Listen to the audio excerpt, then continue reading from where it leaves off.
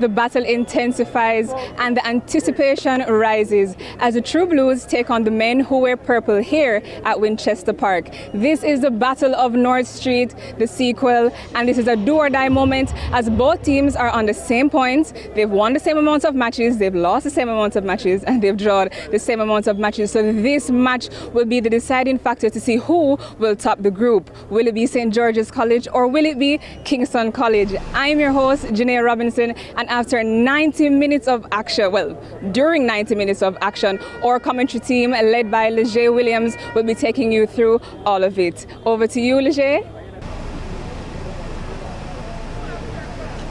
Winchester Park, the ground which will today be the host of the latest iteration of the biggest derby in all of schoolboy football, the North Street Derby. The Battle of North Street, as some may call it.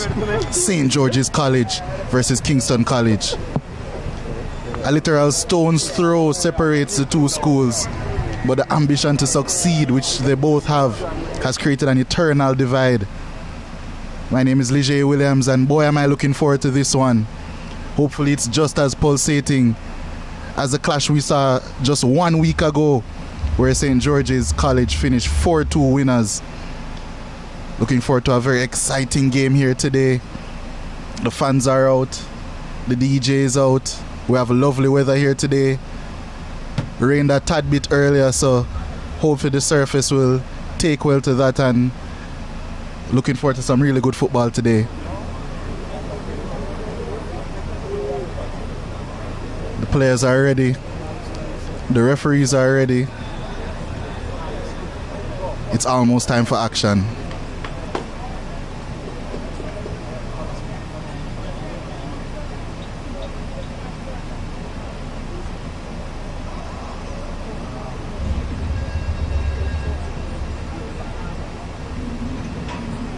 Winchester Park, the surface looks pristine as always.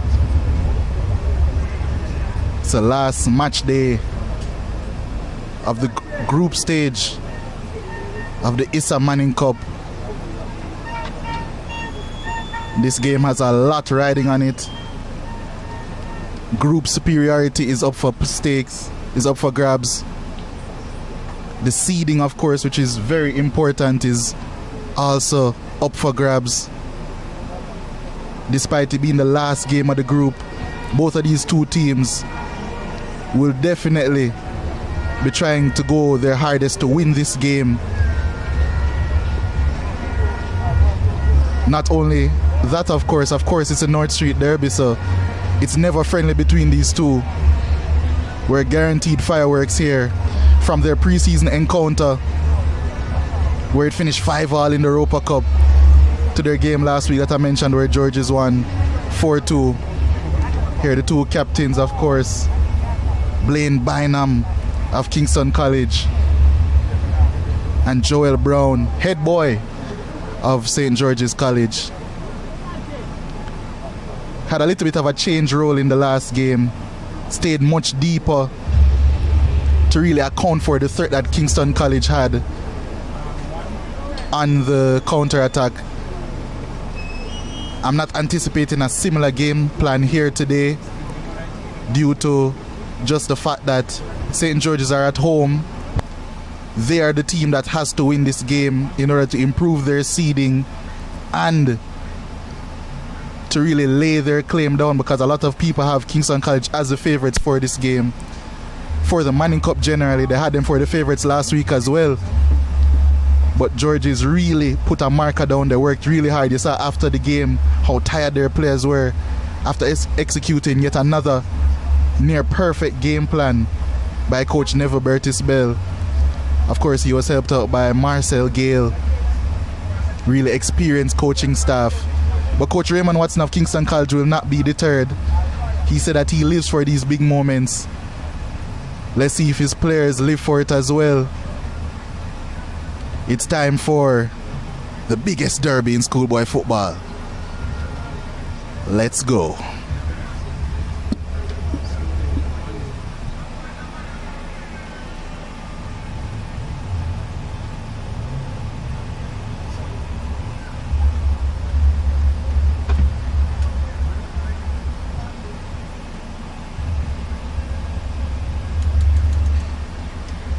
And we're off. A couple changes from the last time we saw these two teams. Zabir Taylor, a goal scorer in the last game for St. George's, has been replaced by Kajan James. Kajan James in the midfield, that's going to be the number 2. Similar system still employed by both teams, of course. I didn't anticipate that they would be changing. Additionally, for St. George's, as Kingston College look to start Brighton, and they have a free kick in a very dangerous area. Yes, they St. George's, their second change from the last game sees Teshan O'Neill starting in place of Keanu Murray at the base of the midfield.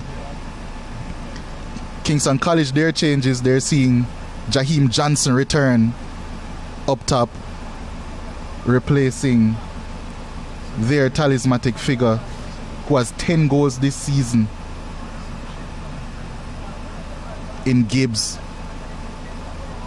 Interesting change there, but it's one I'm sure the coaching staff felt necessary. And here's Dujan Whisper Richards standing over a free kick menacingly. It's a very tall St. George's wall, but the position of the free kick gives it a lot of time to dip. And here comes, it's a tame effort. A sighter. The game has only started, so Dujan Richards there, one of the most dangerous. A lot of people have him as the premier player in the Manning Cup so far, in schoolboy football so far. He has 13 goals, 10 assists in just 8 games. What a player he is. He's definitely always going to be one to look out for. And maybe now with, yes, Gibbs scores a lot for Kingston College, but maybe now with the dynamism of Jaheim Johnson, the leadership of Jaheim Johnson up front, maybe that will lead to an even better Dujan Richards than we saw in the game a week ago. Here's Mattis in behind, another great player, and that's a brilliant cross towards the back post. Whisper on the right wing. There's another shot, Mattis on his dangerous left foot. Oh, he wish he had that one back. Such a dangerous player, Mattis. Kingston College, it's in their lineage, one might say, of having these dynamic runners all over the field. Last year we know they had Barkley, we know they had Pearson, but this season, Mattis, who was there last season, albeit, but this season, Mattis, dynamic runs from midfield, sometimes dropping into the left wing as he is here, as he wins a corner. Mattis, Richards, Ashani, Kennedy, all these players, Jaheim Johnson, as I mentioned earlier, all of these players are very dynamic in the way that they move, the way that they run. They want to get the ball and move into space with it, as opposed to the Georges players who are more comfortable in the tighter areas of the field. So it's a real clash of styles here as the corner comes in by Kennedy to the back post. It's a header across the goal and it's just over, but it seems as if Dujan Davis had that one all covered.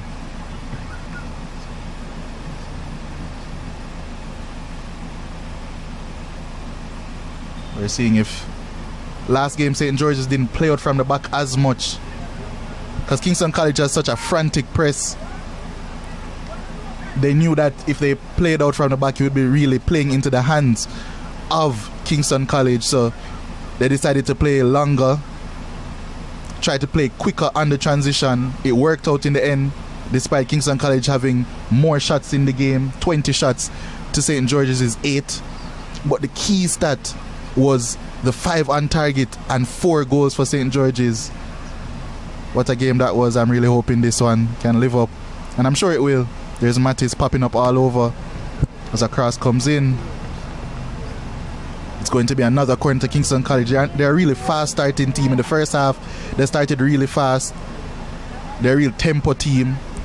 That seems to wane as each half goes on, but we saw in the first half they started really well. In the second half, of course, they got those 2 goals that started ridiculously well. And here they are again with another corner. Whisper.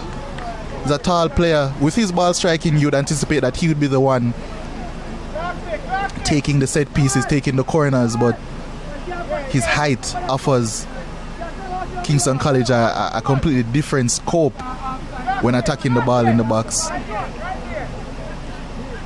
So here at St. George, they're playing this one out because the press seems to be passive from Kingston College, so they're looking to take use of that. But there's a long ball I spoke about, trying to get Brian Burkett, who was brilliant running the channels last game, linking up with Adrian Reed. Both of these players are really the talisman, one might say, for this St. George's unit. There's an attempted ball over the top. Neither team yet to really gain control in the midfield thus far. St. George are trying to do that right now through O'Neill, and what a pass that is to Joel Brown. That's a cross, and well defended by Blaine Byam, the captain of Kingston College. Imposing figure. St. George with the quick corner. Brown using his weaker left foot. It was a good delivery, but nothing doing there. There's a goalkeeper Lee with a long punt, trying to get those transitional runs, those dynamic players running in behind, as I mentioned. Here's Mattis yet again. Such a dangerous player, Mattis. Dejan Richards will get all of the plaudits, but Mattis has been very impressive as well in almost all of those games. There's O'Neill, ever the composed player. Oh, would you look at that. Fancy football there, but Kingston College with the press has won it back. Here's Mattis on the left wing. Oh, that's brilliant defending there by O'Neill. That's the job of a defensive midfielder. Breaking up play, getting in when the defenders aren't able to. It's not only to play those pretty passes as he did earlier. He's been in and out of the team. I think it just depends on the game plan for that specific game between him and Keanu Murray, who's more of a destroyer in the middle, and O'Neill, as you can tell, is more of a ball player. Here's Burkett, tries to play that one in behind to Jackson. Kingston College deals with it. Here's Burkett again. 14 goals this season. Oh, here's Burkett. Burkett, oh! There's his sighter. 14 goals this season for Brian Burkett. There's Mattis again, a real end-to-end feel to this one. Mattis blazing down the left wing. Just ran out of real estate there. KC are going to look to keep this game frantic. But to be honest, St. George's did the same on Saturday, last Saturday.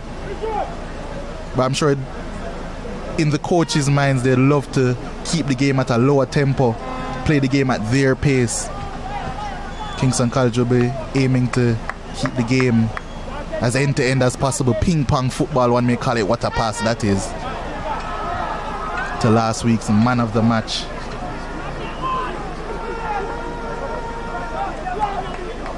From last week's man of the match, I meant to say there, Rashid Hans did an excellent job on Dejan Richards. So despite the 2 goals of Brian Burkett, he was the one getting the man of the match trophy last week.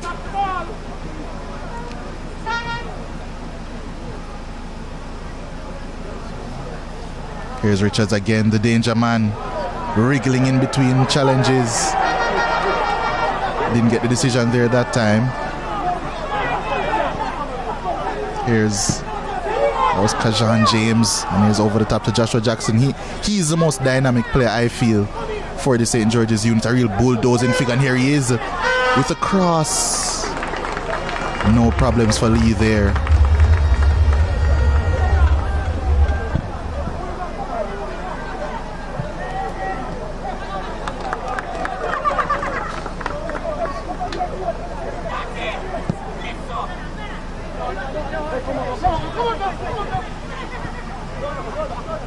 Shani Kennedy there, 5 goals this season.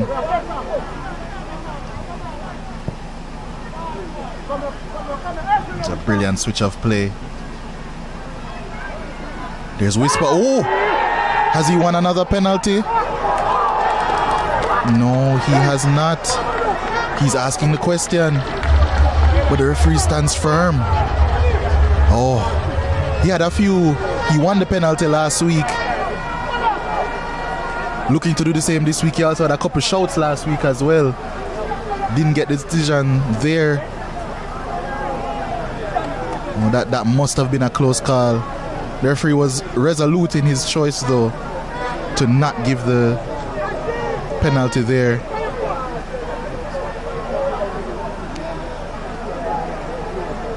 Well, it was an offside decision. That might have been the saving grace of the St. George's defense.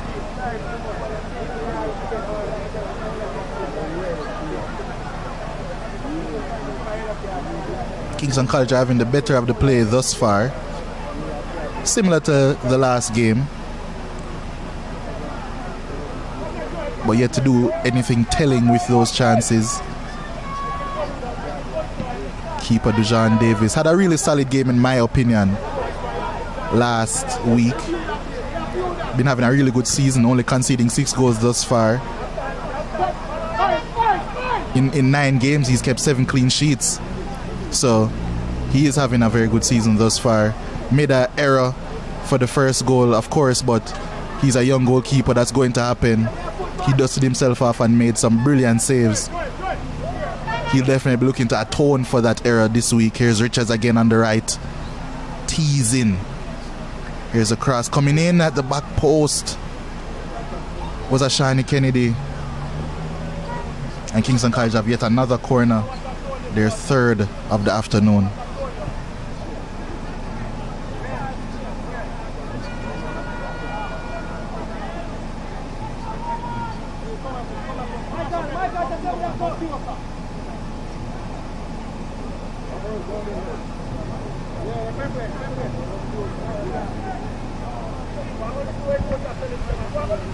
Here comes the delivery by Reese. Oh! They're a tall team, you know. And they got their head to that one again, but yet to steer one on target and really test Dujan Davis. There's Bayam yet again. Always to the rescue, it seems.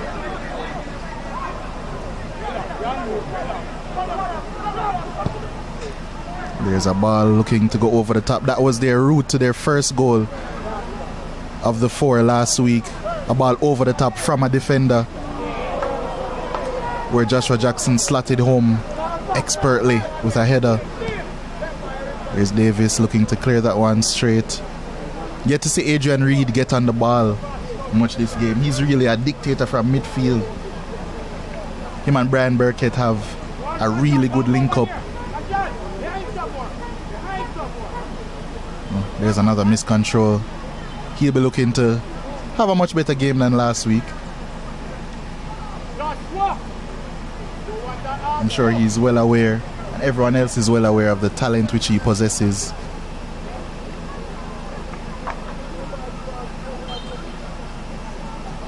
There's a throw in on the right. There's Burkett looking to turn. Gets dispossessed. Here's Richards again. Oh, that's excellent defending from last week's man of the match. He seems to have his number, does he, Hans? Yet to see Richards really test Davis in goal.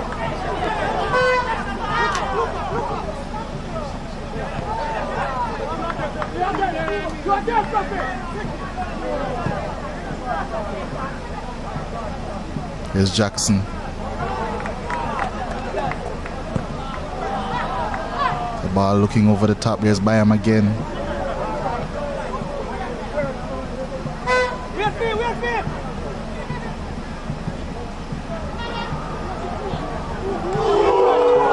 Oh.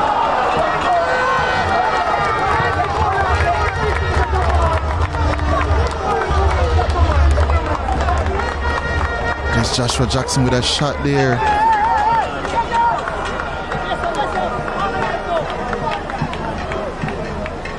Threatening the goal of Kingston College's Neville Bertis Bell.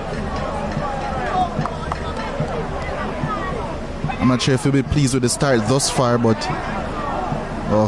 Burkett was coming back from an offside position there.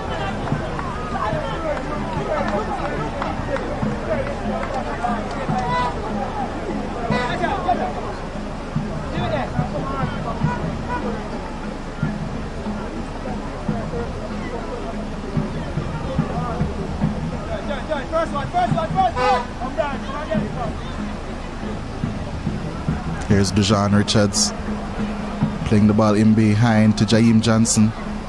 Running the channels as always. Enterprising player, there he is. And that's a foul. Really enterprising play there from Jaheim Johnson. He might be a difference maker here today.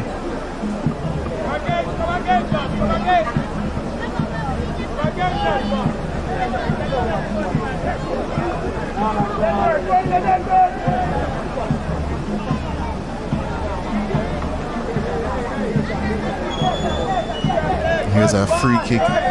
Reese over it, looking to deliver another deadly cross. And that's a good one. Oh, excellent claim there by John Davis. He's really good at that. Really secure with corners, and that's a fundamental of goalkeeping that he really has done. But it's all good and well being a good ball player, having good distribution, but the fundamentals of keeping cannot be lost on these players, these goalkeepers. And here's St. George's. Hands there in a bit of space, tries to play it forward quickly to Jackson. Here's Jackson, still has it battling away. Here's Mattis. Ball deflected. Brown ensuring it doesn't go out for a corner, and there's a superiority for St. George's at the back. Playing with 5 defenders, so they'll be outnumbering Kingston College, of course. That's why the dangerous runs of Mattis are very important in how Kingston College want to attack.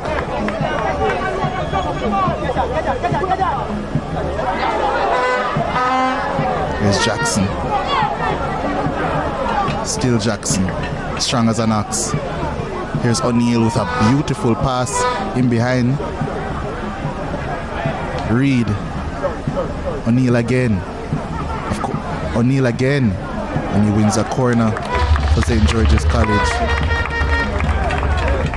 Being really strong in the midfield thus far. Played a lovely pass to assist Brian Burkett for his second of the afternoon last week. Off of the substitutes bench, so it seems as if he's earned the start with that cameo performance. There's Captain Joel Brown, the head boy of St. George's College. Here's a corner being swung in. No. Joshua Jackson looking to keep that one in, and he has. He plays it back. There's Captain Joel Brown. Across there, not going far. There's Reed on top of the box. He plays it back out to the right wing. Brown seems to be... Oh! He couldn't get his head to that one. Kajan James.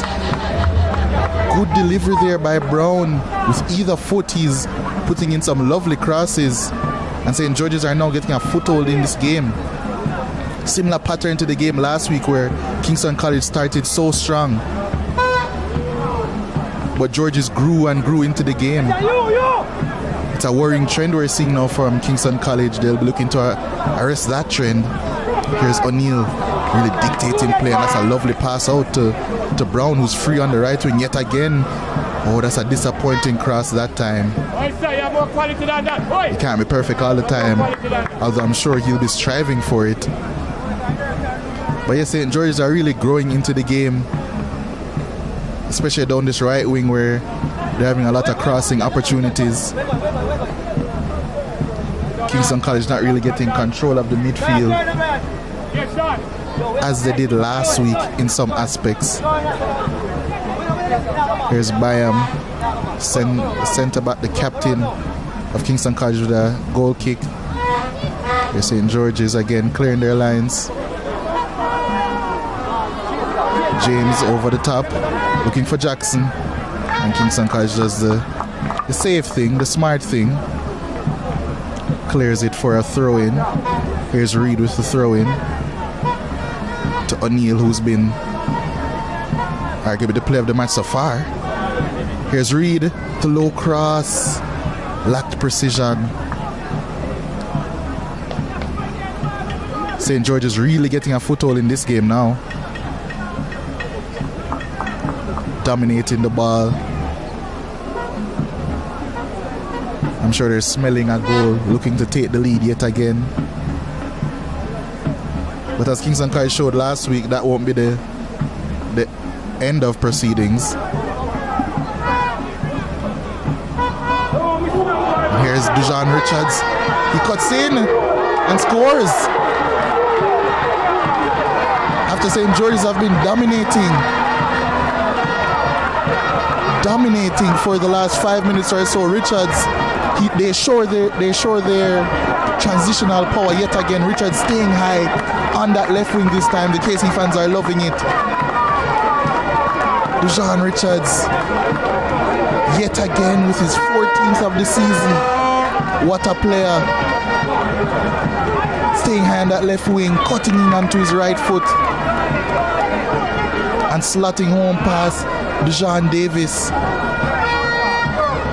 Oh, he must hate the sight of Kingston College. 3 of the 7 goals he's conceded this season. Here's Mattis yet again. Oh, now KC are looking to turn the screw. St. George's must not panic though. They were the dominant team for 5 to 10 minutes there.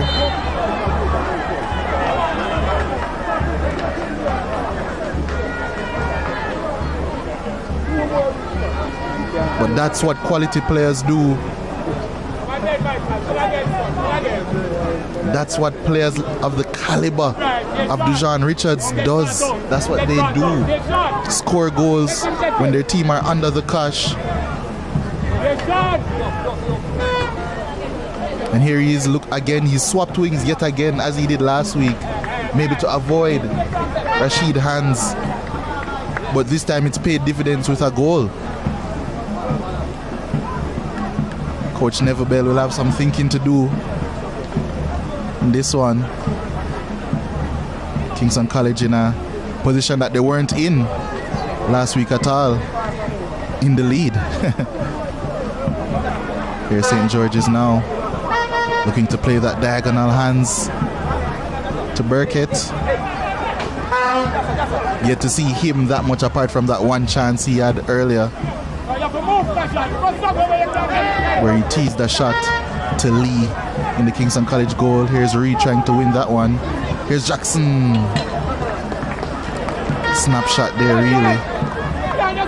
It's gone wide, and there's a break in the game for Robert Siao, who seems to have gotten a shot to the face there. Made a mistake leading to a goal last week, the third goal, the go-ahead goal for St. George's College.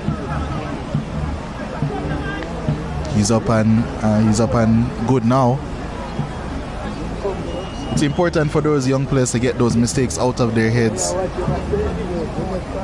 Keep things pushing, because they wouldn't be playing for these prestigious schools unless they had the talent to do so. There's Joshua Jackson conversing with Coach Neverbell, looking to get some instruction from the legendary coach. Has won 15, call it 16 schoolboy football titles. Former national under-20 coach Neverbell Tisbel, really respected in the Jamaican game, and rightfully so. He's done a lot to further the game in the country. Always looking to play progressive football, entertain the fans. That's why you see so many fans here today. They know that if you come to a St. George's game, you're going to get a very enterprising game, a team that knows how to play their football. And of course, he's assisted by Marcel Gale, another coach who looks to play that kind of football. Of course, coaches Waterhouse in the Jamaica Premier League, which starts tomorrow. In fact, he has a game against Malines. Here's Kingston College setting off again. They'll be happy with the goal that they scored. It really plays into their hands now. St. George's has to be the team to chase. Maybe there'll be gaps left in behind to dynamic players like Mattis and Dujan Richards and Jaheim Johnson is not a recipe for success for St. George's College. And if those players have space, it will lead to the demise, surely, of St. George's. But here they are, Jackson, the Captain Brown, the ball to the left wing for Reed. There's Reed battling away. Hands, letting that one go for a throw-in.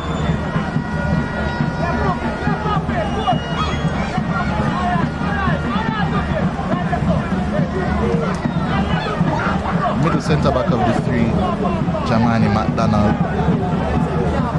tasked with a very important role there as he puts that one for a goal kick. An attempted long pass to Joel Brown. He's getting up and down the flank way more than he did in the game last week.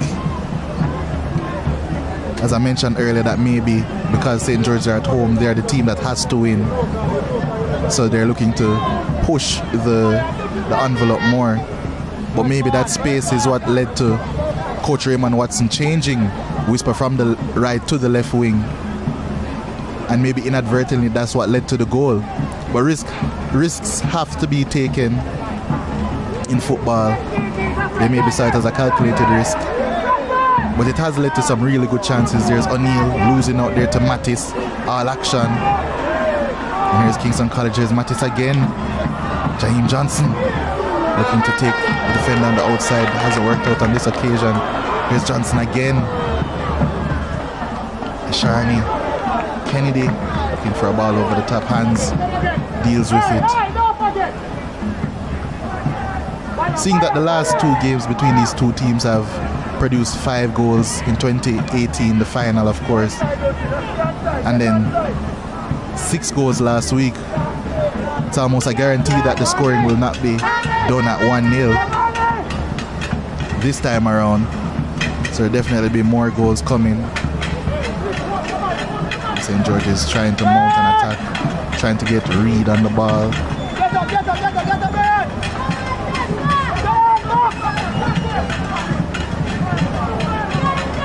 There's a cross in, Jackson trying to get there. Here's Brown, top of the box again. That shot is blocked. Here's Richards looking to start another attack. James, the ball over the top. That's good defensive work there by Dujon Richards. Defensive work that has been questioned by outside sources after the loss last week. But there he is helping out his team in any facet which he can. Oh, that's another wayward cross there by Captain Joel Brown.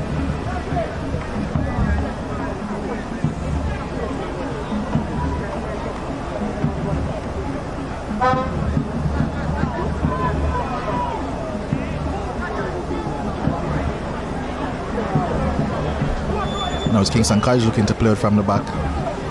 They're settled back four. Neither of their fullbacks, well, definitely their fullback, Maxi Barrett, doesn't aim to go forward often.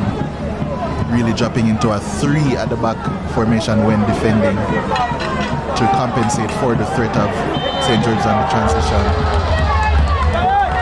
Adrian Reed is fouled in the midfield around 30 yards from goal by Reese, the Kingston College number 7. Here's a free kick opportunity. The crowd is anticipating a good one here. Reed has scored free kicks this season. He did so on the first match week against Arden. Has done so in subsequent games as well. So he'll be looking to test Lee in the KC goal here. So it's a good way out, but he can strike them with the best of them. Brian Burkett, no slouch from a dead ball either.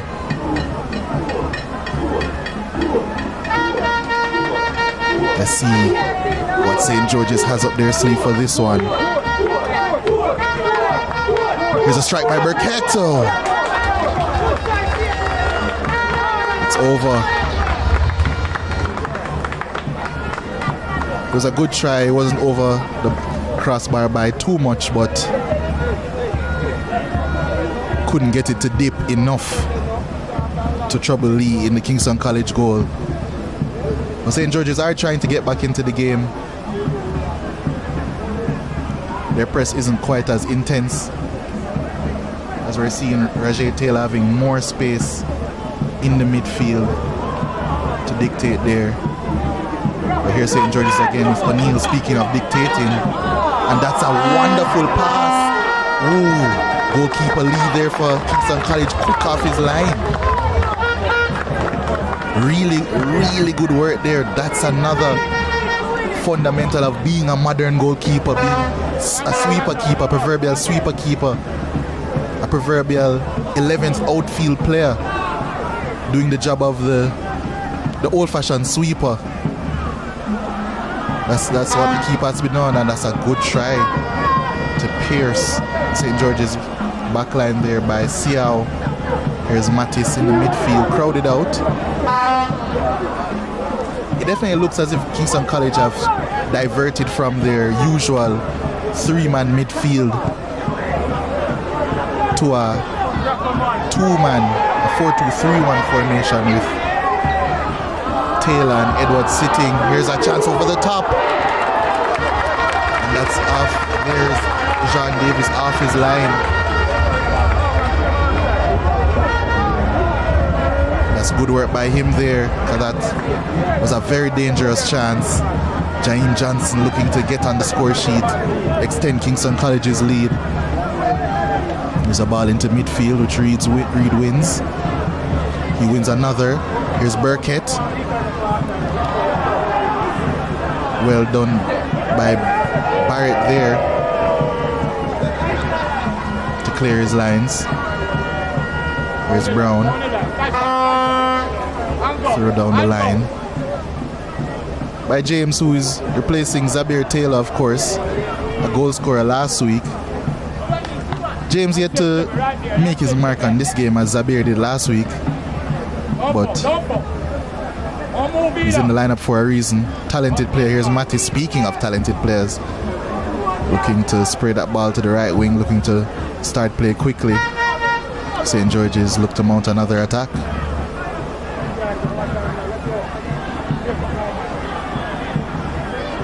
Here's Burkett winning a throw-in for his team.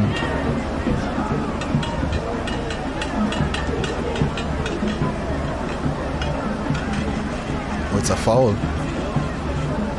Hands looking to swing this one in, looking to get another assist as he did last week.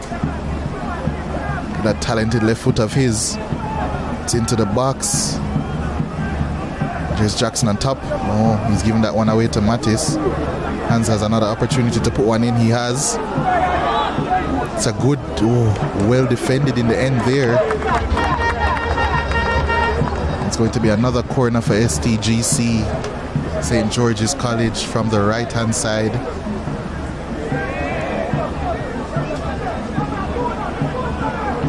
It's played short. Here's Burkett putting this one in to the back post. No one there.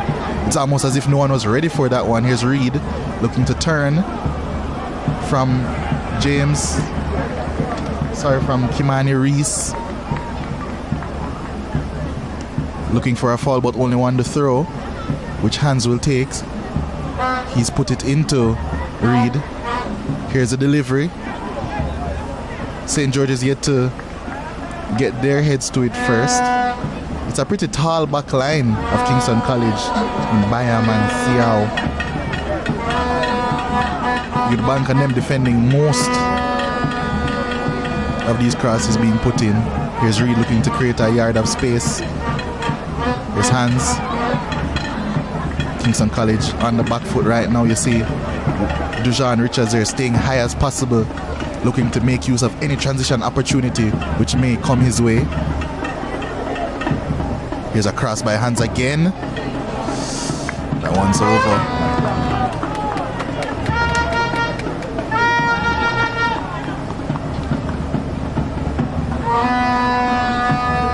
Kingston College always looking to start the play quickly. Pass out from the back. not on this occasion.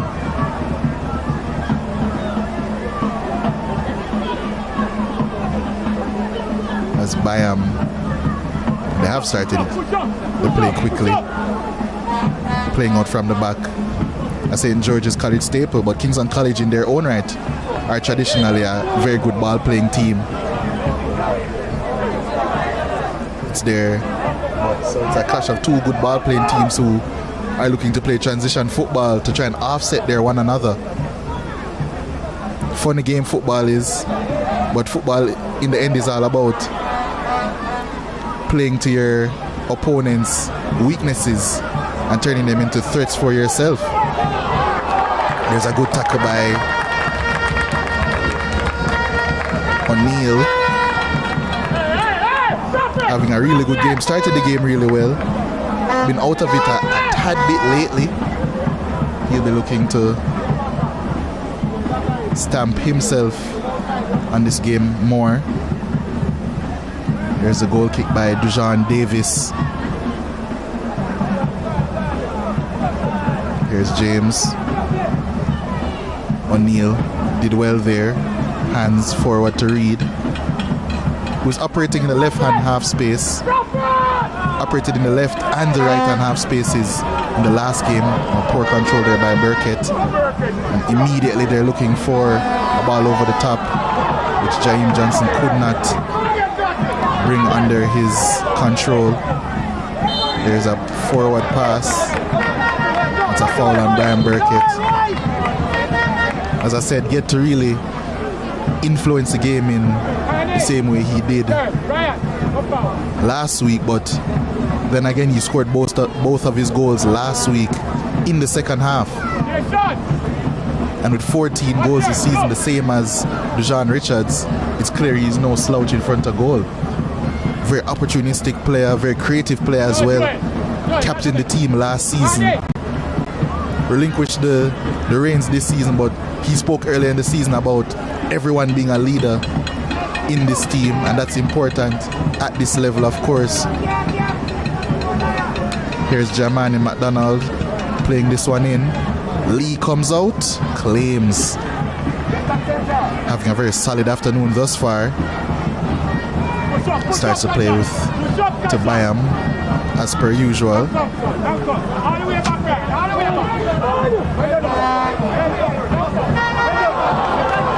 That's hard work in there by James. Wanted a foul, but nothing doing there, says the referee. It's a good cross there by Barrett. Here's John Richards trying to turn. St. George's crowd him out on that occasion. Oh. And here's Richards again on his right foot. Oh, he blazes that one over. On his weaker right foot there, but that's the goal. That's the foot he scored the goal on. Couldn't capitalize there. Sloppy play from St. George's around the back, but I'm sure Richards will be kicking himself not to have taken that opportunity. And here's the press of Kingston College suffocating, but Joel Brown able to play out of it.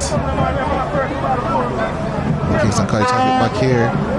There's O'Neill trying to play through Joshua Jackson.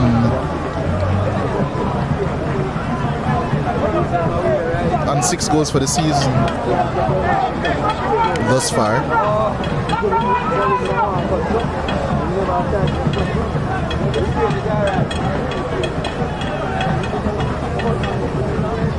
St. George's plays it forward into the box. Bayam dealing with it as he often does.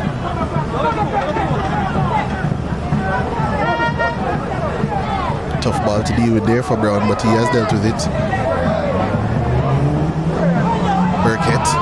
Oh, with that piece of skill there. Nutmeg. He still has it. Not able to. Oh, that's excellent piece of skill there. In return by Edwards, but St. George's has it again. Here's Brown. Oh, is that a foul? The referee says no. It was not impeded. But St. George's looking to turn the screws here. They've won it back quickly. Play it forward quickly. And he's offside there, James.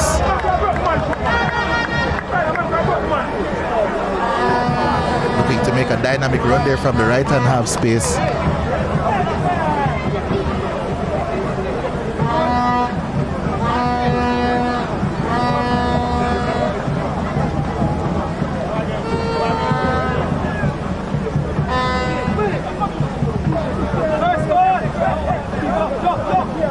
Good half of football here so far. Always is between these two teams. A real game of cat and mouse.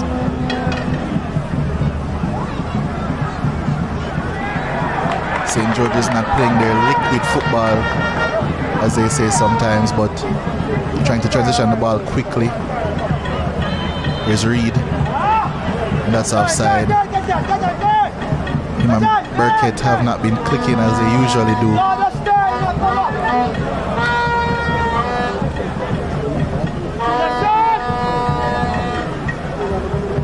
Around 4 minutes left in the first half here.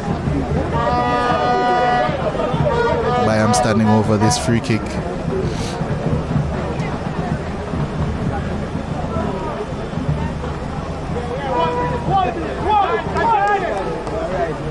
Here's Richards. Has a beating of his defender there. Good cross. Two players from Kingston College at the back post there. Neither able to get there. Anything on it to try and trouble the St. George's goal.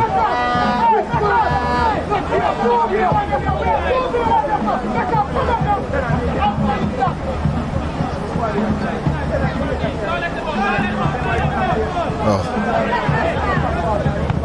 Not a good clearance there by James, Deshaun James.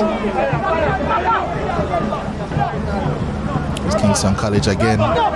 Joshua Jackson looking to cause some mayhem, but Kingston College playing out of that well. Good work there by Rajay Taylor. Yes, it definitely is a 4-2-3-1. That's a very, very good tactical shift.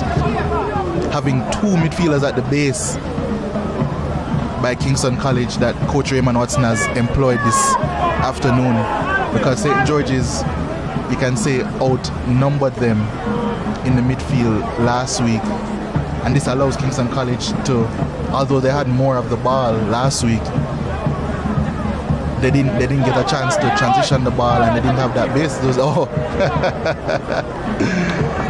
goalkeeper Lee there, entertaining the crowd in his own right. But yes, Kingston College changing to a midfield 2 with Mattis playing higher, a bit higher, more central in this 4-2-3-1 formation. But it's giving them a real solidity at the base. It's allowed Burkett not to get on the ball as much as he did in the last game, because he's now being marked by 2 players instead of the 1. And here's Mattis, allowed Mattis to get on the ball in equally as dangerous positions as last week. There's Jackson playing it out to the right. It's a high beat there, isn't it? Always a fighter, Mattis. And the first yellow card of the game is going to Mattis.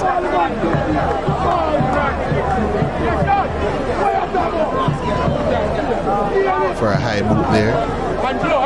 Dangerous play deemed by the referee. Getting some instructions from his coach. He must be pleased with what he's seen thus far.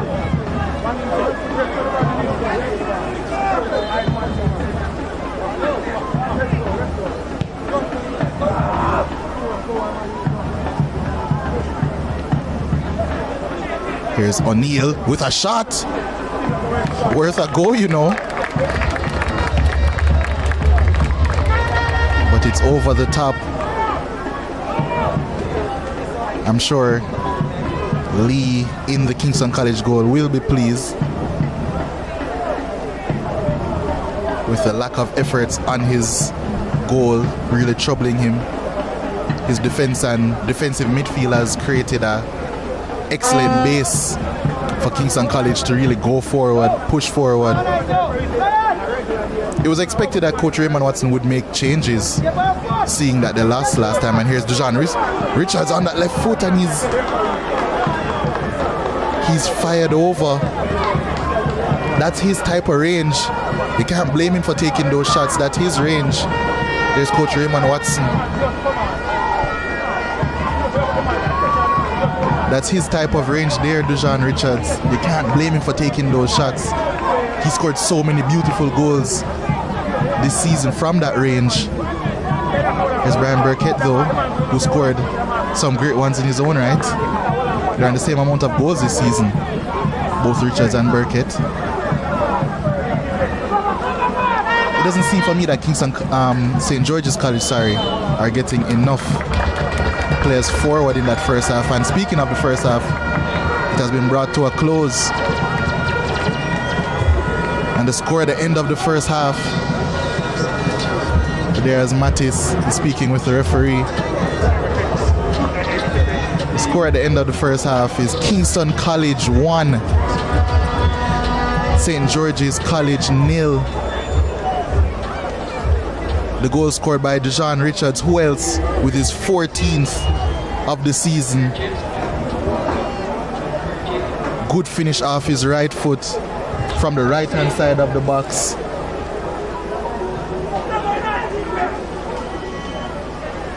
It's been a good half of football. Looking to see another good half in the second half.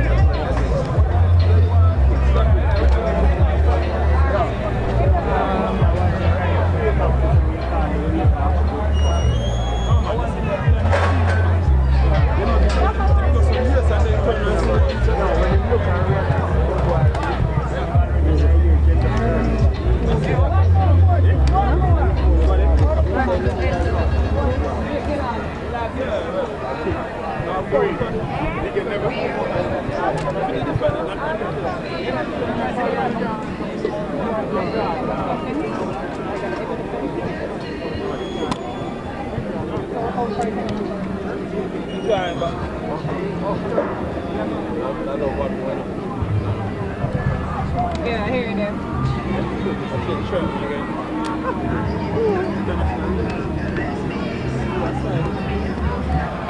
What up, fun? Yeah, Listen.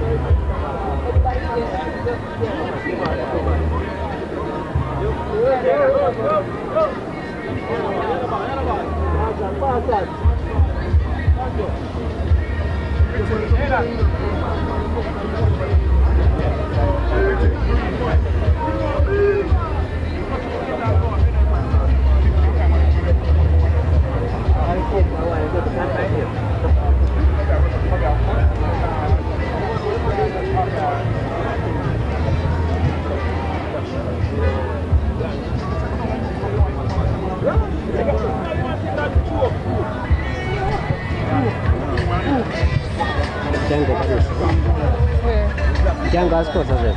I reckon can't come in. Yeah, I'm probably going to the fan is walking around.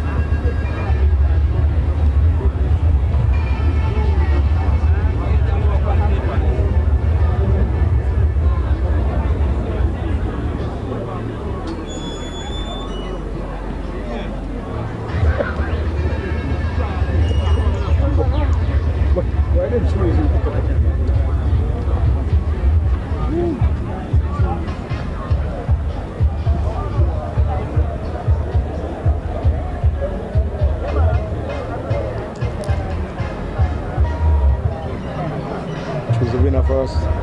Choose the winner first.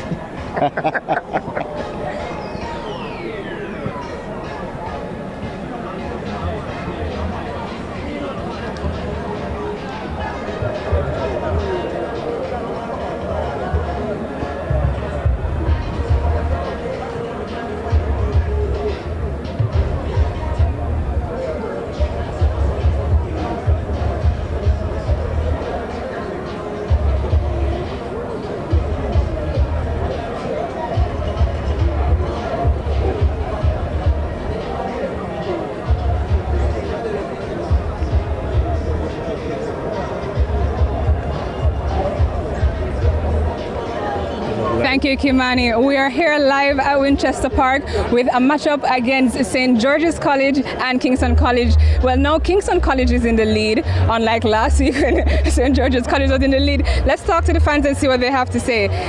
Casey, you guys are leading 1-up against George's. How does it feel? It feels good. I mean, coming from what happened last week and the rivalry between the two schools, one founded in 1850, one founded in 1925. So it's quite exciting, almost 2 centuries of existence. But the fact that George's is leading is an evenly poised game, and George's has been threatening. So I really think George's will come hard at us, but the resilience of Casey will hold out. And I think the Fortis Carrier Accelerator don't protest attitude will hold out, our spirit, which is never die. And George's will obviously, they have the talent, they have an excellent coach who's very tactically inclined, and so we're expecting an exciting second half. Well, Casey's expecting an exciting second half. You guys aren't on the winning end so far. What do you think that your team would have to do to become dominant in this match? I think we are already dominant. We are trailing by a goal, but this is a very exciting and entertaining game. Fought between two well-coached teams. The boys are doing well on both sides. Casey is really pressing us hard, and we're pressing back. Coming off last week, we had I don't think we were 2 goals better than them, but we came out on top, and I think our boys have what it takes to get back on top in this game. We haven't given up, and we're going to get back there. They're on our home field, and we plan to get back there, but all the boys are doing well. Well, this is the Battle of North Street, the sequel. It's a do-or-die moment to see if Kingston College or St. George's College will come out on the winning side. If you don't want to miss out on any of this action, stay tuned. We'll be back after the break.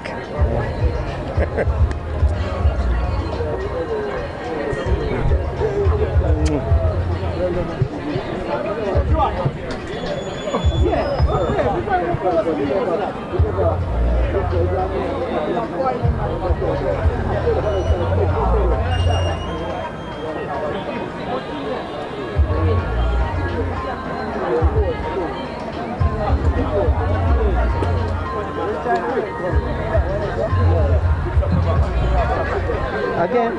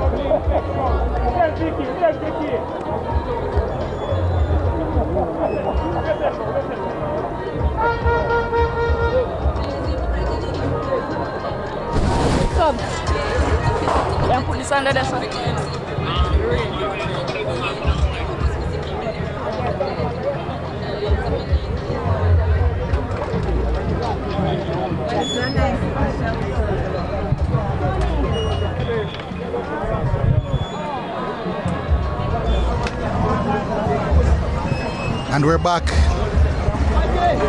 The rain has begun to bless us.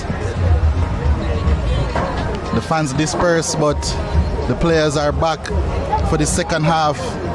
The score is currently Kingston College 1, St. George's 0. We're here at Winchester Park.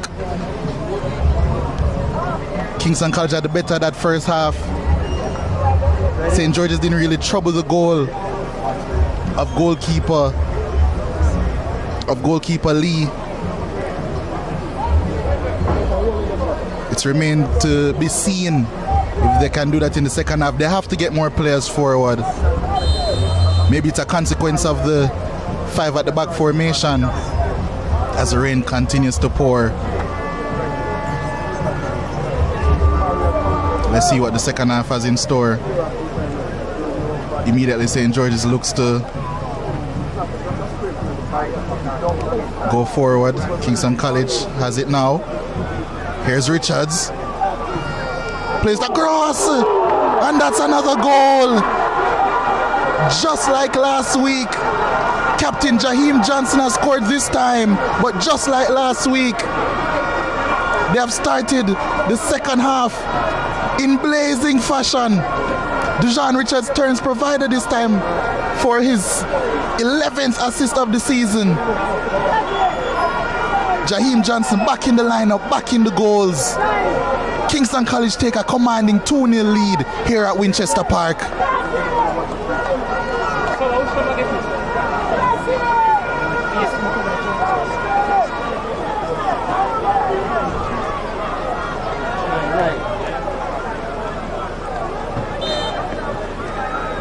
And now it's St. George's who have to try and come back from 2-0 behind. Can they? Do they have the firepower to do so? Kingston College always starts their halves of football in such an aggressive manner, and they've done it here again. Now what St. George's will be looking to avoid is a 1-2 sucker punch that happened last week.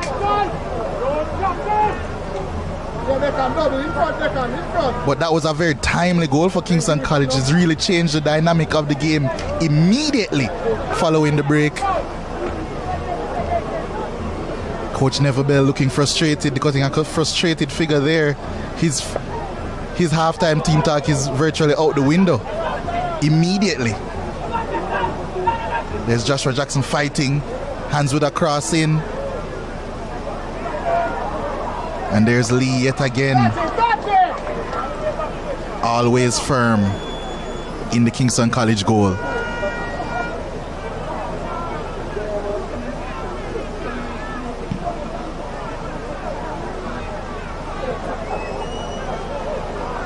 And here is Rich. Oh, what skill! It's in again! And there's another! It's an own goal this time! Jaheim Henry, the unfortunate scorer of said own goal, but that was all created by excellent work by Ashani Kennedy on the left wing. Dazzling feet. Oh. And it's happened yet again. A 2-punch, it's 1-2. Kingston College has their boxing gloves on. They have their boxing gloves on and they have provided another 1-2 punch. It's 2 jabs to start the second half yet again. St. George's sleeping. Ashani Kennedy one-on-one. On that left side, it's always advantage attacker. He plays the cross. It's chaos. And unfortunately for Jaheim Henry, it's an own goal. Kingston College 3-0 up. And they definitely have their tails up right now, looking for revenge. What a beautiful game football is. Lee always the showman. Look at him. Taunting Kajan James there. St. George's again left wanting coming out of the halftime break. Kingston College will now be looking to turn on the style. What will the approach of St. George's be now? Will they let their heads drop?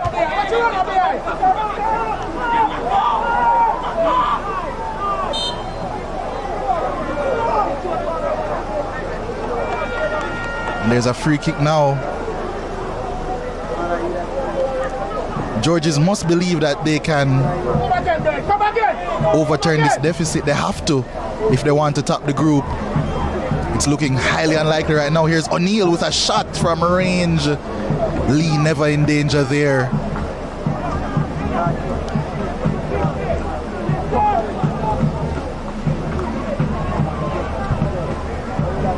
The rain has begun,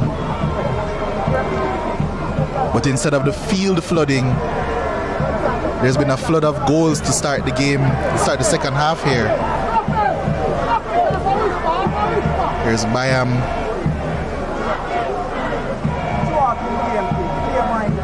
It's a goal kick.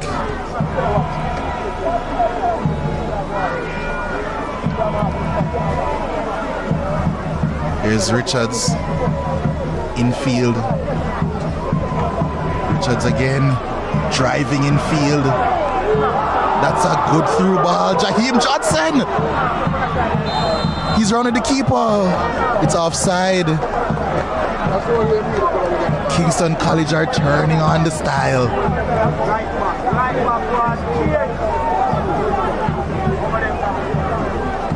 St. George's definitely seem rattled by starting the second half poorly yet again. And this would definitely be the response that Coach Raymond Watson would have wanted from his boys heading into today. It's a much more assured performance. Haven't allowed St. George's any sights of goal like they did last week. Here's O'Neill. They've given it away again. Oh. Coaching staff of Kingston College are really up for this one.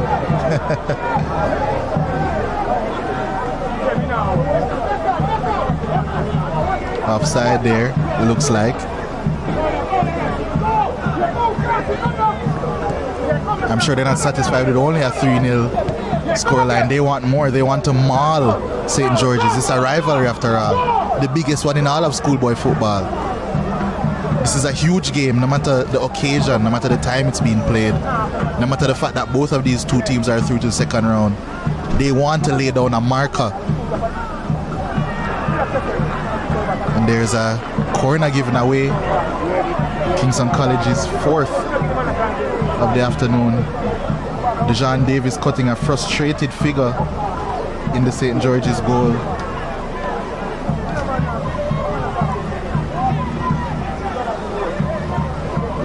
It's going to be Mattis swinging this one in.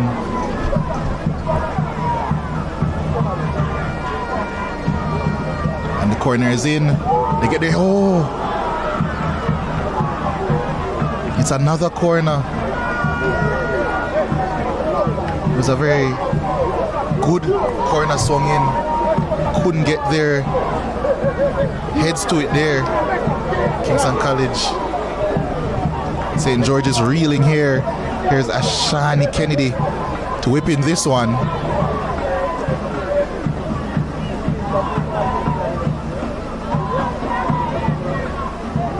Referee sorting some argy-bargy there in the penalty box between Jaheim Johnson and the St. George's player. Looks like Michael Pennant.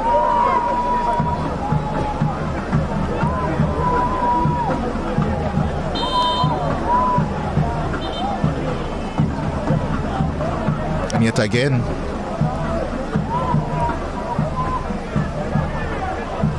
the referee having a talking to the players. St. George's players have to keep their heads cool. This loss doesn't mean the end of the world, of course, but you will surely feel that way in this instance. And yet, it's another corner here. KC piling on the pressure. Good delivery after good delivery. Will they take this one short? No.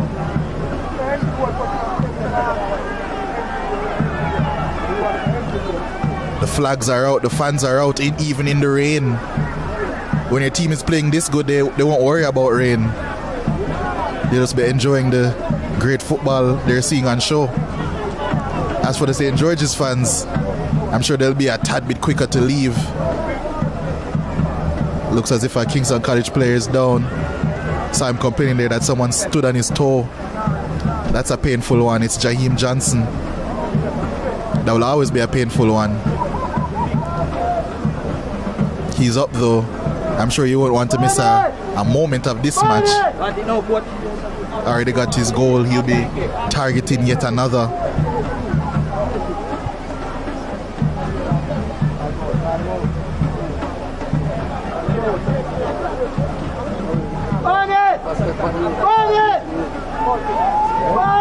Corner yet to be taken here. It finally is. And the referee stops play again.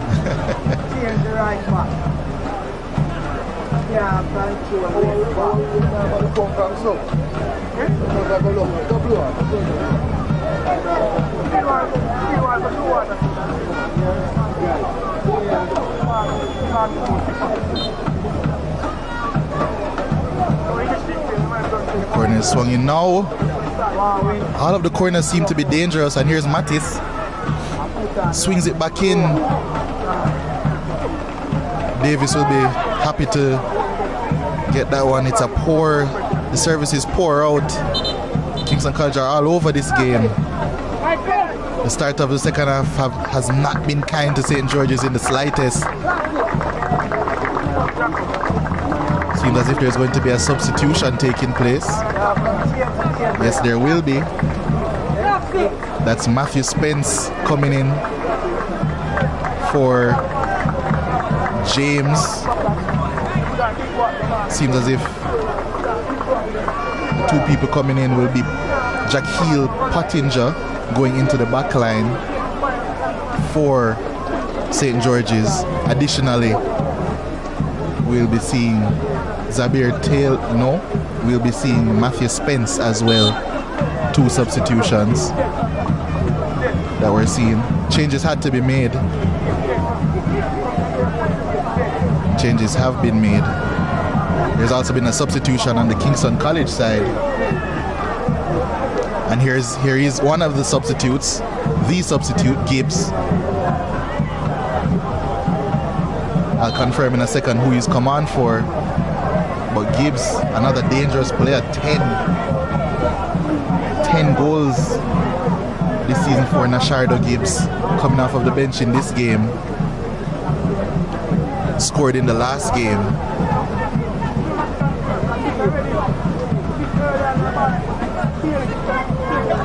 Seems to be occupying the right wing for Kingston College.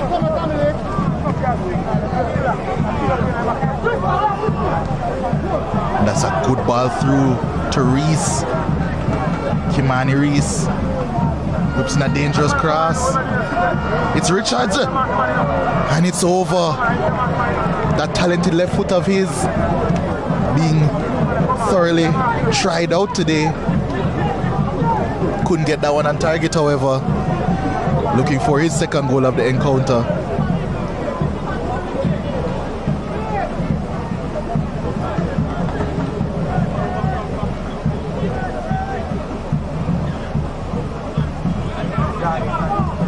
Seems as if Gibbs.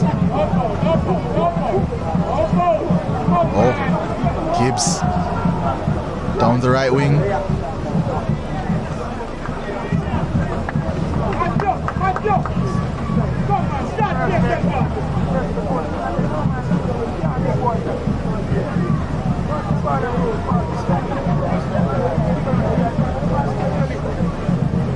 Here's Mattis coming short for the throw-in.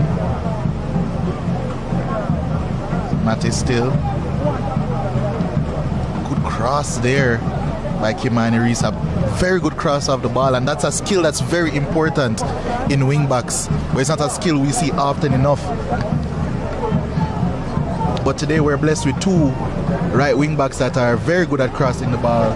Kimani Reese and Joel Brown of St. George's College.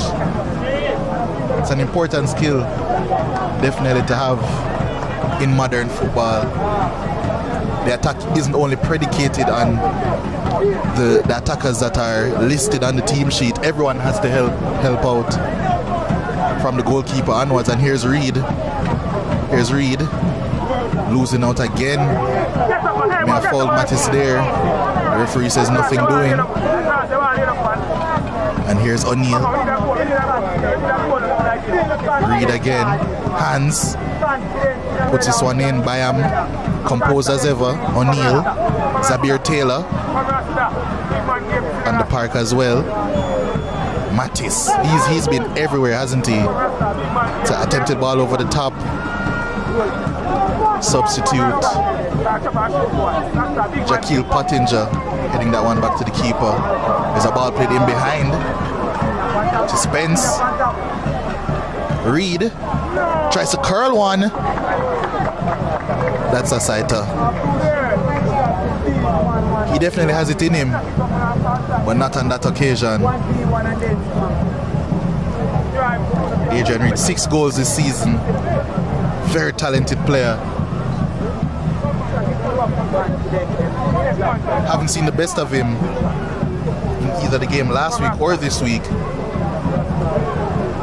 Oh, that's a good turn by Barrett, turning away from Zabir Taylor. Here's Richards.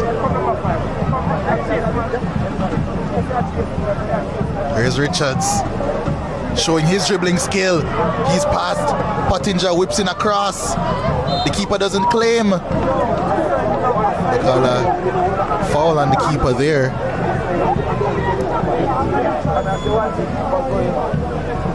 Never Bertis Bell.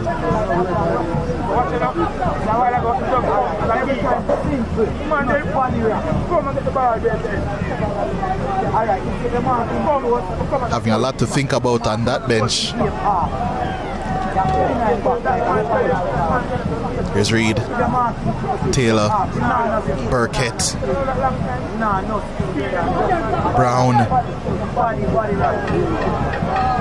and Lee. The great showman Lee, goalkeeper for Kingston College. I'm sure he's having a lovely time out there today as he boots it forward.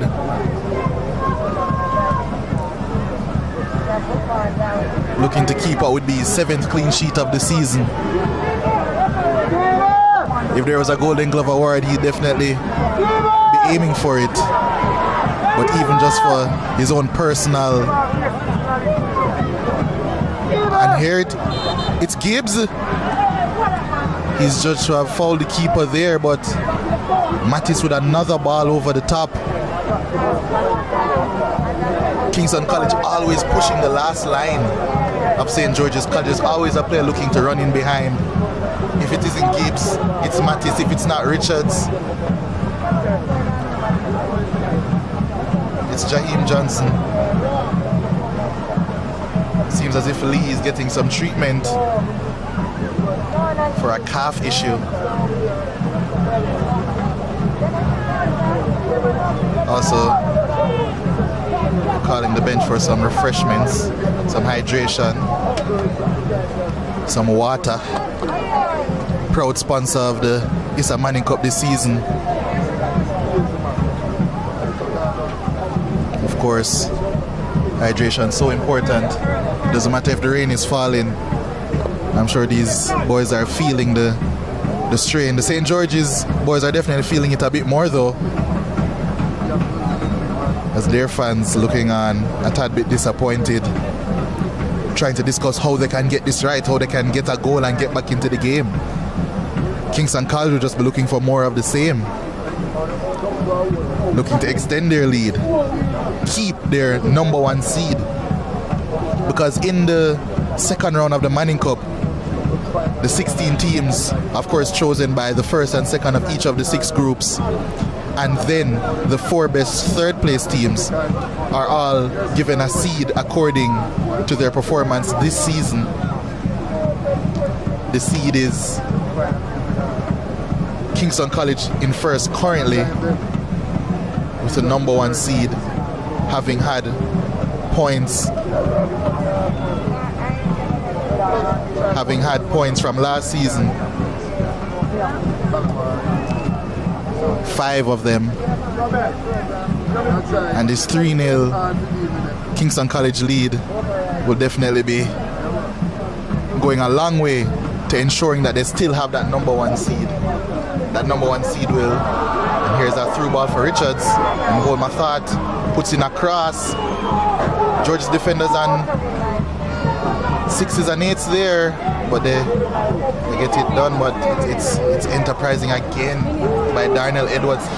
Him and Rajay Taylor have been excellent in the middle of the park. But yes, at current, Kingston College would go against the #16 seed, Jose Marti. St. George's would go against the #10 seed, as they're the #7 seed, Jonathan Grant. Currently they're leading their group over Stats. That's a surprise there. But St. George's will definitely be having the harder task to get through to the quarterfinals of the Manning Cup this season. I'm sure anything less would be seen as disappointment for them. And there's another good cross by Reese.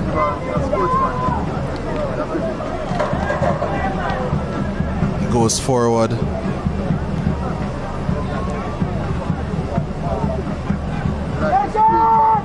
St. George's for me just have not dedicated. Oh, there's a slip. But cleaned up, of course. St. George's has it. There's Burkett. Muscled off of it. Cleaned up by Darnell Edwards. Excellent work there by Edwards. Almost releasing, Dujon Richards. Boy, has he been excellent in the midfield today, Darnell Edwards. That just goes to show the importance of tactics in football. Personnel, squad depth as well, because Kingston College may have had a way of playing in that 4-3-3 system all season. They did that last week. It was to no avail as they lost the game despite playing well. Coach Raymond Watson said, okay, we have something else up our sleeve. Decided to change the system to a 4-2-3-1, having two midfielders at the base.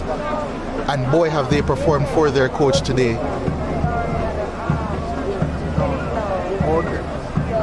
Looks as if there's going to be a substitution, however. Looks as if Darnell Edwards can't continue, unfortunately. But what a game he's had up until this point. He'll be replaced by Jaheim McLean.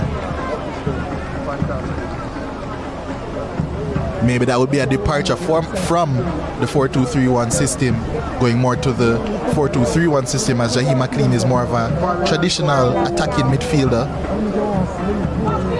Will look to play more in the half spaces as opposed to cleaning up in front of his own box.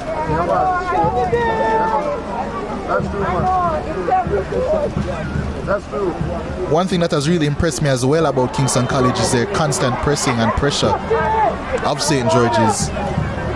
From what I've seen this season in all through the first round, they definitely can be seen as the best pressing team. So you can see why St. George's were reluctant and are still reluctant to play out from the back, despite it being their modus operandi generally.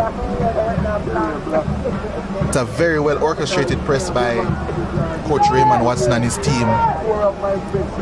It allows his team to win the ball high. It has created chances. Here's Adrian Reed trying to get in behind. Well dealt with by Sia, but it has created opportunities for his team to win the ball high in Kingston College. And we've seen that here today with the goals. Winning the ball high in midfield, getting the ball in dangerous positions quickly, and allowing your talented attackers to do what they do best, and that is to breach not only the defensive line of the opposition, but to breach the goal as well. And they've done that very well here today to have their 3-goal lead, 3-0. Oh, what play there by the substitute. Is that a foul? It is indeed. Foul on Gibbs there.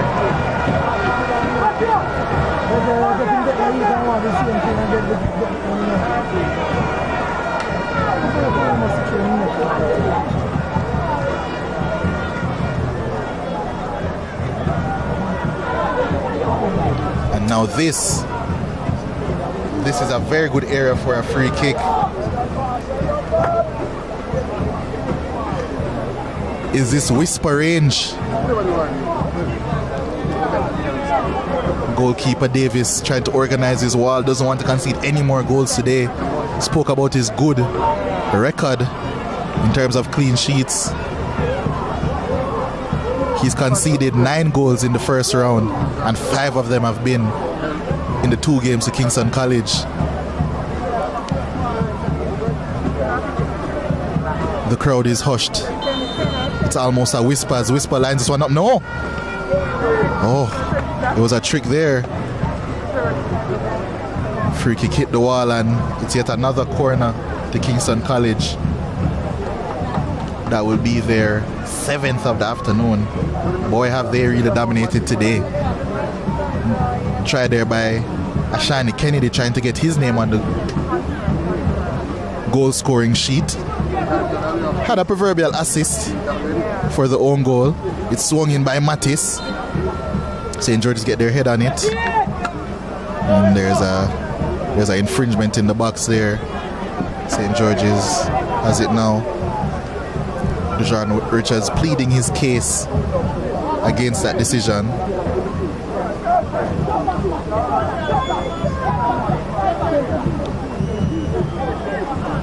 Jamani McDonald launches it. Oh, that must be a foul. Oh no.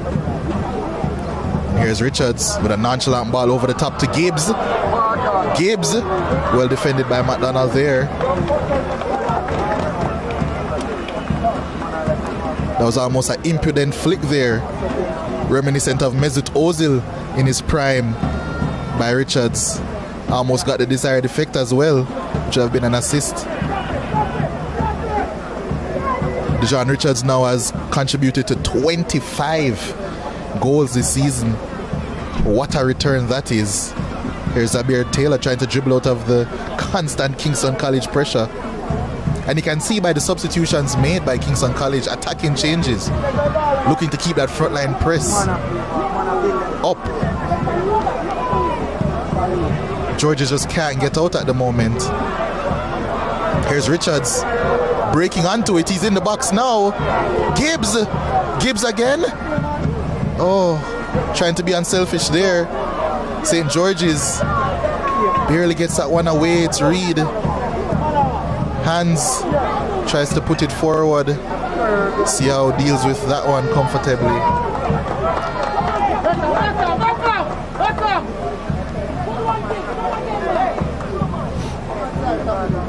Kimani Reese to take the throw in. He'll definitely be looking, as well as all of the Kingston College defenders who have been very solid today. All of the back line. Siao, of course the captain Bynum as always, Barrett, Reese, and of course the goalkeeper Lee. All of them have been very solid here today, as there's a wayward pass there by Burkett. All of them have been extremely solid today, have not put a foot wrong. And that has led to Kingston College having a very good platform to build upon when going forward.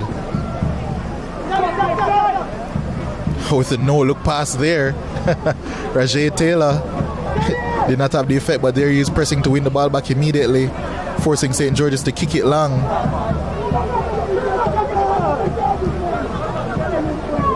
There's O'Neill. His influence has waned very much since like the first 10 minutes of the game. There's Siao trying to get his party tricks out as well. But O'Neill, he was really dictating the tempo and the pace of the game in the first 10-15 minutes. 20 minutes even for St. George's up until the goal, the first goal for Kingston College of their 3. But since then he has really struggled to have an influence on this game. There's Lee.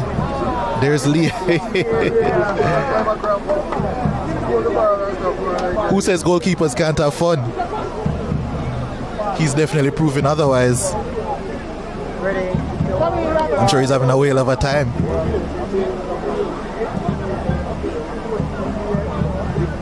Here's Burkett, Reed, O'Neill, wayward pass yet again. They've really struggled to get into a rhythm here today, St. George's College. Had a few spells where they looked like the more likely team to score, but especially since the second half, it's been all Kingston College. They've looked the dominant force. And here we have a substitution. Number 17 for St. George's College, Daniel Williams coming in. But yes, Kingston College have looked like the dominant force. And there's a spillage. Richards puts a cross in. St. George's, the authors of their own demise there again, but managed to get that one away here. See how stepping into midfield, giving that one away though.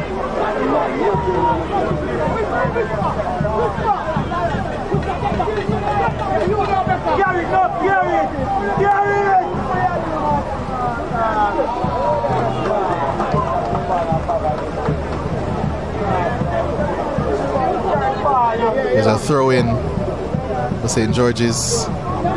Another wayward pass.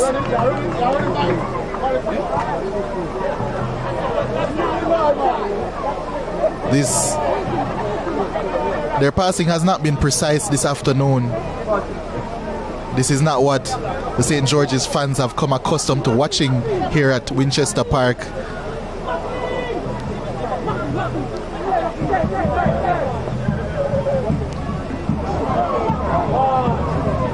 There's Burkett as they look to start an attack here. Burkett, that good passing behind, but it's well cleaned up yet again by this imposing Kingston College defense.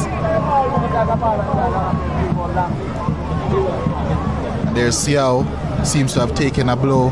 There'll be a stoppage in play.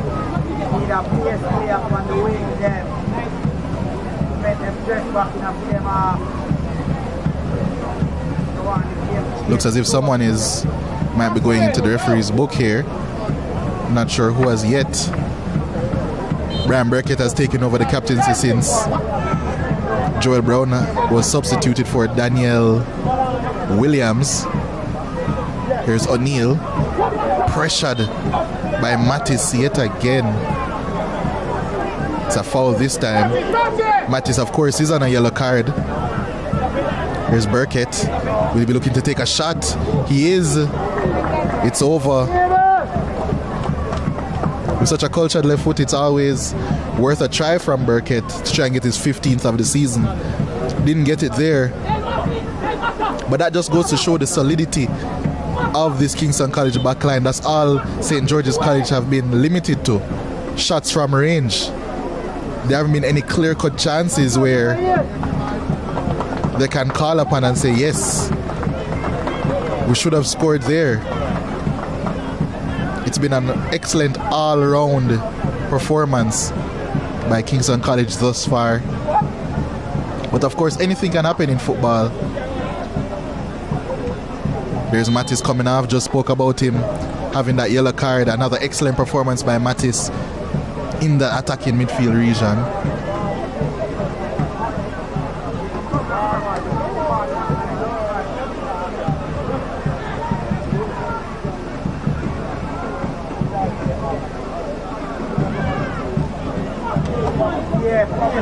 Here George is trying to get it forward again. A little uncertainty around the back. Here's Gibbs. Still Gibbs. Ooh.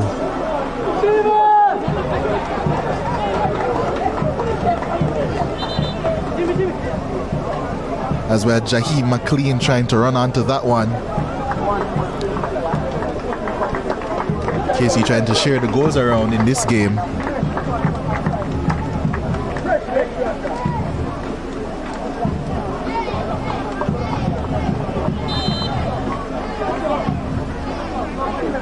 St. George's keeper Dujan Davis cutting a very frustrated figure in goal. And who wouldn't be? You're losing the North Street Derby 3-0 on your own patch, Winchester Park. What's supposed to be a cauldron for St. George's.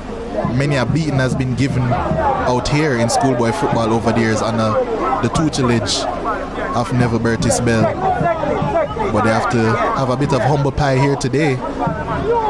Can't win them all. Here's O'Neill trying to spread forward, another wayward pass. Fights to win it back though, as he clips this one over the top. Can Daniel Williams whip in across? He can. However, it goes straight to Lee,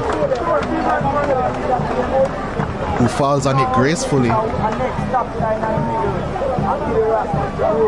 Tajari Lee. If it wasn't for the exploits of his attacking counterparts and maybe some of the midfielders in this team, he might have been a candidate for man of the match. But then again, he hasn't had many difficult saves to make. But he definitely has been well worth this clean sheet. There's a yellow card being handed out here. It seems as if it's being handed out to Rajay Taylor. Now he's a strong candidate for man of the match. Been excellent thus far. Here's Daniel Williams with a throw to Brian Burkett. Williams tries to put in a cross. See out there again. O'Neill plays a very good ball over the top. Trying to play to the substitute there, Raheem McIntosh.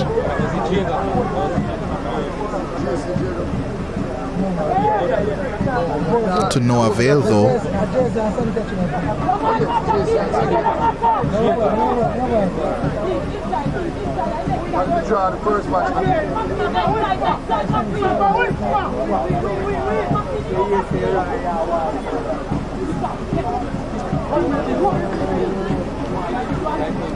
Here's Reese trying to play it over the top.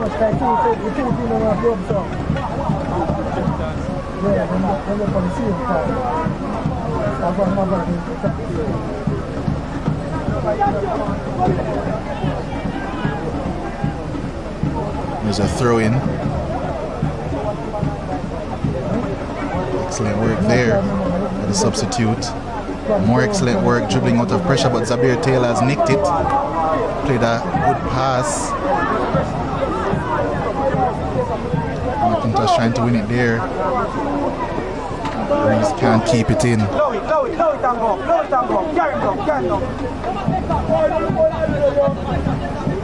A lot to think about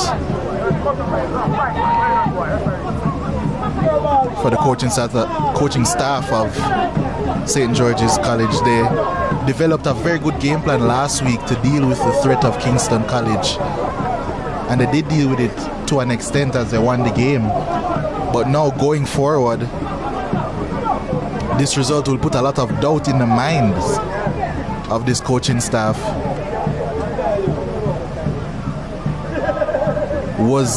They'll be thinking it was that result a fluke. Here's Richards trying to get a shot off. He does get a shot off, it's not a good one. But yes, the St. George's College coaching staff will be thinking if the result was a fluke, I'm sure it wasn't, but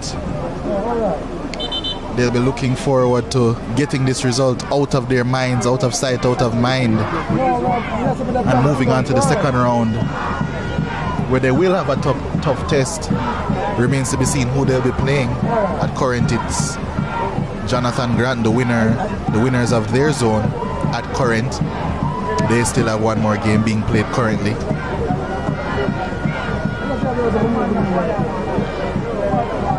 Here's Lennox Barrett getting some treatment. Been very solid. Kingston College fans enjoying what they're seeing here. Always building a vibe. St. George's fans not so much.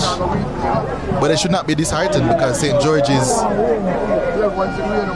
showed last week that they are capable of beating Kingston College. They showed last week that they're capable, therefore, of beating anyone in the competition.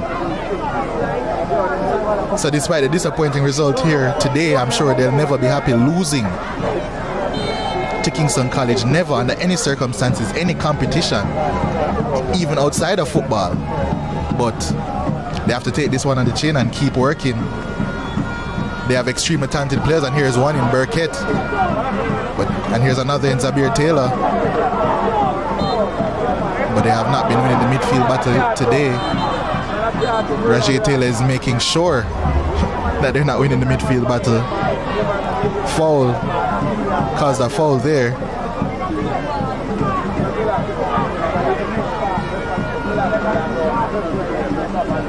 Getting a stern talking to from the referee.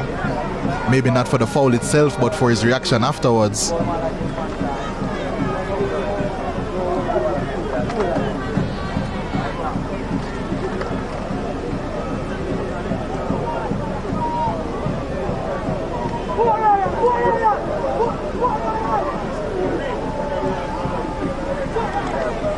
St. George's. Here's O'Neill. Cleared again. Yet again by this Kingston College defense. They've really taken the 4 goals conceded last week to heart, it seems like. Here's Burkett with a effort. Lee chests that one down.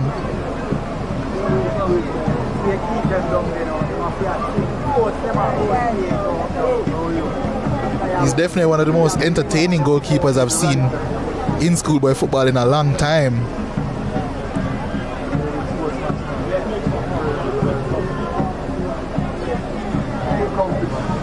Especially when his team is winning in this fashion, he's definitely always going to want to put on a show.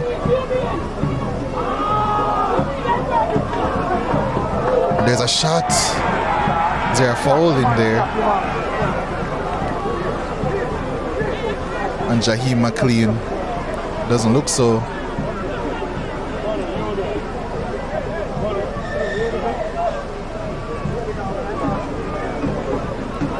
It's going to be a corner kick, the 8th of the afternoon for Kingston College. That was going to be a substitution. Ashani Kennedy. Will he be coming off? Doesn't seem so as yet. Corner is swung in. It's going to be a throw into Kingston College. Maybe now we'll be seeing the substitution for Kennedy. No, we're not. Not as yet.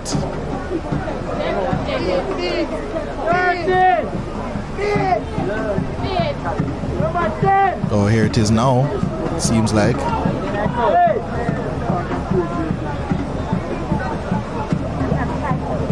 Number 2 for Kingston College, Damain Smith, an attacking midfielder. Where's the number 2? A rare sight. I can't even think of many midfielders who have worn the number 2. One springs to mind, the former Arsenal midfielder Abu Diaby. What a player he was despite the injuries. Richards, after a goal and assist today, has taken his leave as well. We'll confirm shortly who he has been substituted for.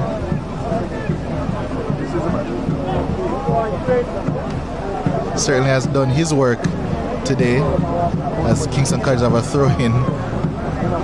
Kimani Reese fluffing that one. Gets a do-over. There's Gibbs. McLean. Gibbs.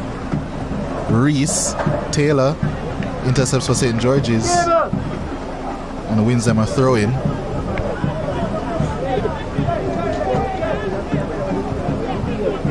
There's O'Neill. Ball pipped off him. That should be a throw-in as well. No, says the linesman. Play carrying on. O'Neill. There's a shot. Trying to get space for a shot there, McLean.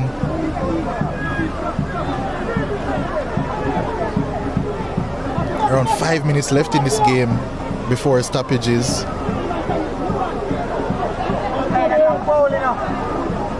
Here's Reese passing wide to Damain Smith. Seems to be occupying that right wing position. Very young player. We'll be very glad for this opportunity in this last game of the season. But it's a very big game, as it always is, a North Street Derby, which Kingston College are leading 3-0. So not only he will be happy for the debut, he will be happy for the win as well.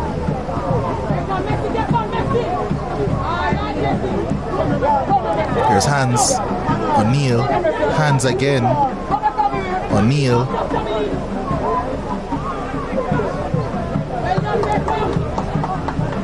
Broken up by Kimani James. McIntosh on the left. Good tackle there by Smith. Hands with the cross.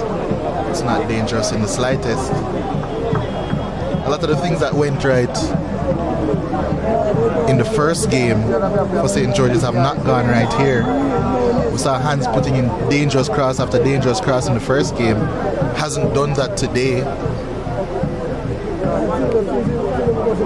They haven't silenced Whisper. They haven't silenced Ashani Kennedy. And most importantly, they have not won the midfield battle today. That's the most important key from this game.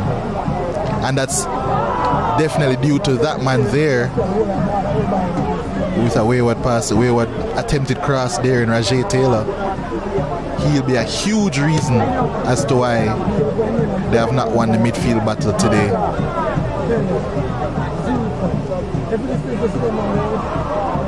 But St. George's are pushing on still. Down the left, here's a chance.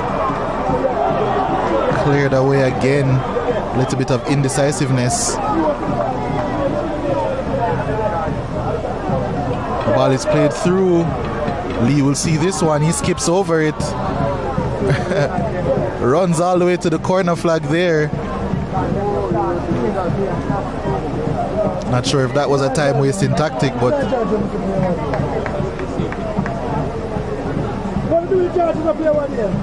very good game by him.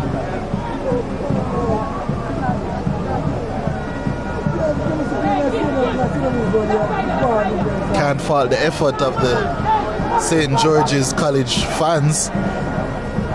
Still chanting loudly STGC all the way down to the final whistle, despite their team being down by 3-0.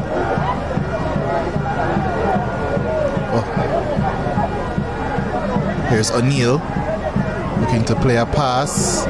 See how should deal with this one, and deal with it. He has. Extremely solid game. There's Coach Ludla Bernard there for a second. He'll be over the moon with this performance by Kingston College.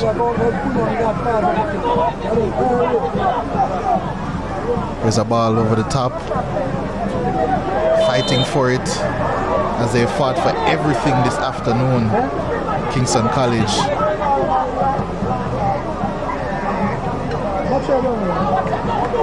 Brian Burkett couldn't bring that one under control.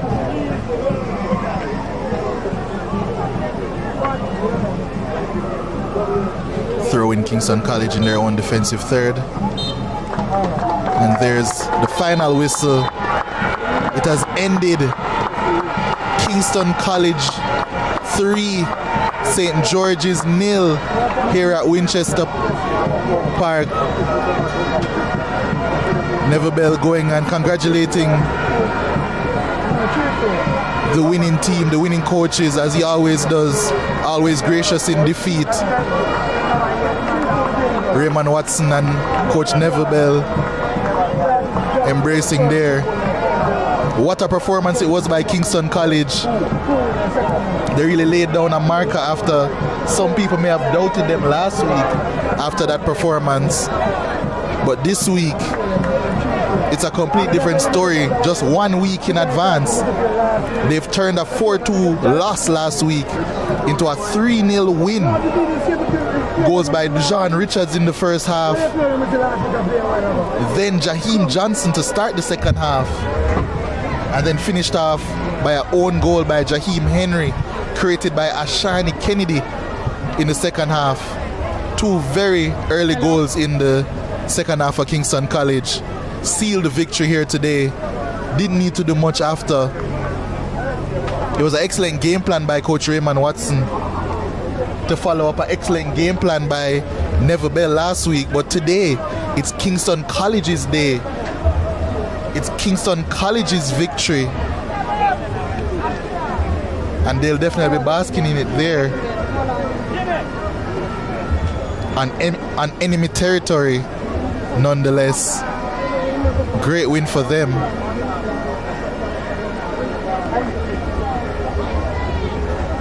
The goals really came from St. George's not executing how they usually do.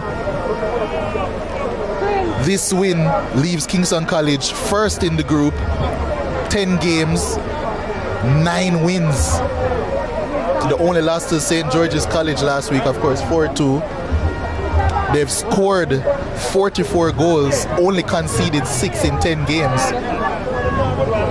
They're scored over a rate of 4 goals a game in that group. So did St. George's, to be fair, scored 41 goals. However, they conceded 9. 5 of those 9 goals came from Kingston College over the past week. Coach Bell, your team. St. George's will definitely be looking to improve defensively going into next week.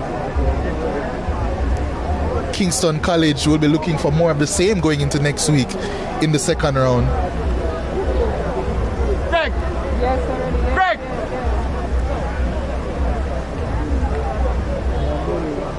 Kingston College at current we were playing Now fight against me. this Kingston College at current will be playing the last seed in the Manning Cup.